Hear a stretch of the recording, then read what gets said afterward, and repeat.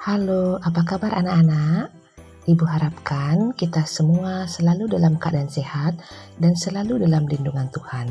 Bertemu lagi dengan Ibu Silo Kadeden Anggreni dalam mata pelajaran Perbankan Dasar kelas 10 AKL.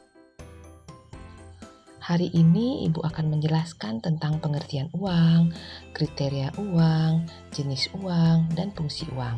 Silahkan disimak baik-baik ya. Pengertian uang. Dalam kegiatan ekonomi, uang mempunyai peranan yang sangat penting.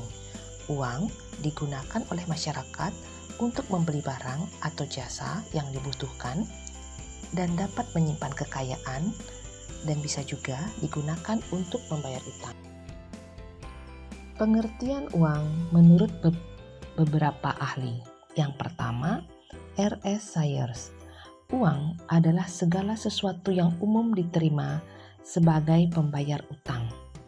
Yang kedua, A.C. Bigelow. Uang adalah segala sesuatu umum yang dipergunakan sebagai alat penukar. 3. D.H. Robertson. Uang adalah segala sesuatu yang bisa diterima dalam pembayaran untuk mendapatkan barang-barang. Nah, sekarang Ibu akan menjelaskan tentang syarat-syarat uang. Yang pertama, dapat diterima oleh masyarakat umum. 2. Nilainya tetap. 3. Mudah dibawa. 4. Mudah dibagi tanpa mengurangi nilainya. 5. Jumlahnya terbatas. Dan yang keenam, tidak mudah dipalsukan. Sekarang kita akan membahas tentang fungsi uang. Fungsi uang itu ada dua, yaitu yang pertama fungsi asli, yang kedua fungsi turunan. Fungsi asli uang yang pertama sebagai alat tukar umum atau medium of exchange, yaitu uang berfungsi sebagai alat untuk pertukaran dan mengatasi kesulitan dalam pertukaran secara natural atau barter. 2. Sebagai satuan hitung atau unit of account, yaitu berfungsi untuk menentukan nilai dari suatu barang atau jasa, serta untuk menentukan besarnya harga, menghitung besar kecilnya pinjaman. 3. Selain itu, uang berfungsi sebagai alat penyimpan nilai atau value karena dapat digunakan untuk mengalihkan daya beli dari masa sekarang ke masa yang mendatang. Fungsi turunan. Uang juga memiliki fungsi lain yang disebut sebagai fungsi turunan. Adapun fungsi turunan dari uang itu sendiri antara lain, yang pertama, sebagai alat pembayaran yang sah. Yang kedua, sebagai alat pembayaran utang. Yang ketiga, sebagai alat penimbun kekayaan. Yang keempat, sebagai alat pemindah kekayaan.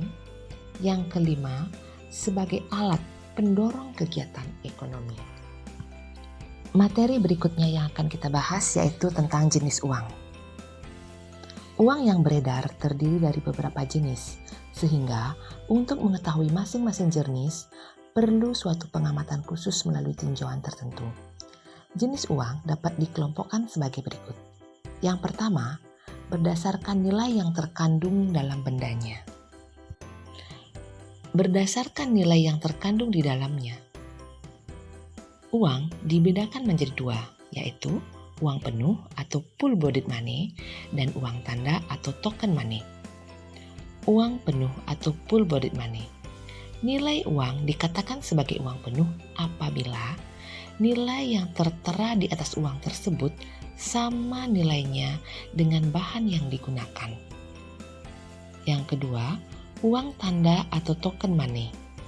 Yang dimaksud dengan uang tanda adalah apabila nilai yang tertera di atas uang lebih tinggi dari nilai bahan yang digunakan untuk membuat uang tersebut. Uang kertas.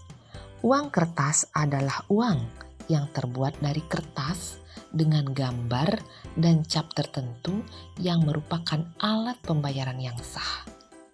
Menurut Bank Indonesia, Yang dimaksud dengan uang kertas adalah uang dalam bentuk lembaran yang terbuat dari bahan kertas atau bahan lainnya yang menyerupai kertas. Uang giral adalah uang yang dimiliki oleh masyarakat dalam bentuk simpanan atau giro yang dapat ditarik sesuai dengan kebutuhan. Uang ini hanya beredar di kalangan tertentu saja, sehingga masyarakat mempunyai hak untuk menolak jika ia tidak mau barang atau jasa yang diberikannya dibayar dengan uang ini. Berdasarkan wilayah berlakunya, jenis uang dibedakan menjadi 3. Yang pertama, uang domestik. Yang kedua, uang regional. Yang ketiga, uang internasional. Uang domestik yaitu uang yang hanya berlaku di dalam wilayah suatu negara tertentu saja. Contohnya, rupiah, ringgit, peso, baht, dan lain sebagainya. Berikutnya uang regional. Uang regional yaitu uang yang hanya berlaku di kawasan tertentu saja, seperti euro yang hanya berlaku bagi negara-negara di kawasan Eropa. Berikutnya uang internasional, yaitu uang yang berlaku tidak hanya di dalam wilayah suatu negara tertentu saja, tapi juga berlaku di berbagai wilayah negara di dunia atau internasional. Misalnya dolar, yen, dan pound sterling. Demikianlah materi tentang uang yang dapat Ibu sampaikan pada kesempatan ini. Semoga bermanfaat. Terima kasih.